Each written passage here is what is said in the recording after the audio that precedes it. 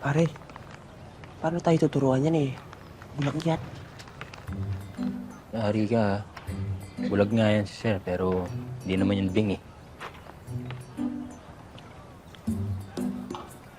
Sorry sir, pasensya na po. Hindi ko po alam. Tama yung sinabi ni Dagul.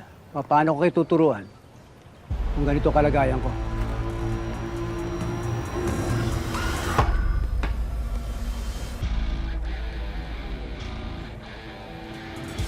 Ano, Dagul? May tanong ka pa? Wala na. Si! Talino! Hindi lang dito nakukuha ang lakas.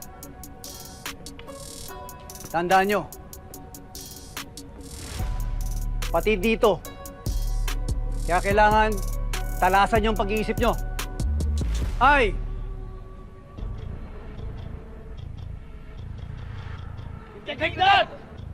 Gawin ang tama.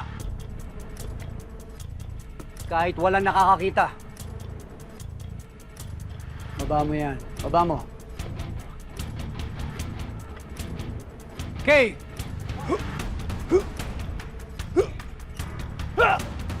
Katapan! Hindi lang tapang sa pagkikipaglaban. Kailangan din ng katapangan na harapin ang pagsubok sa buhay. A!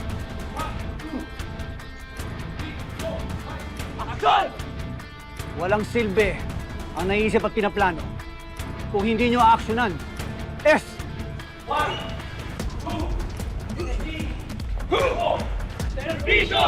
Ito, tandaan nyo. Lahat ng gagawin nyo ay dapat para sa kabutihan ng lahat. Hindi lang pang sarili. Naintindihan nyo? Sir, yes, sir! Break muna tayo.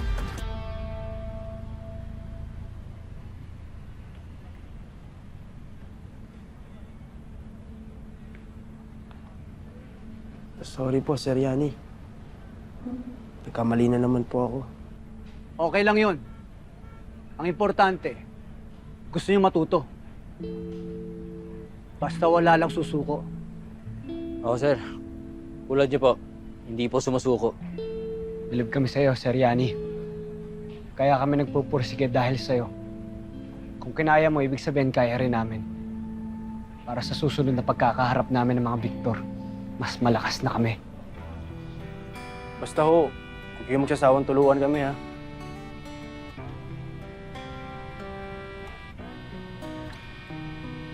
Kahit talikuran ng mundo, di papatalo ang katulad kong batak sa pagsubok at sa gulo.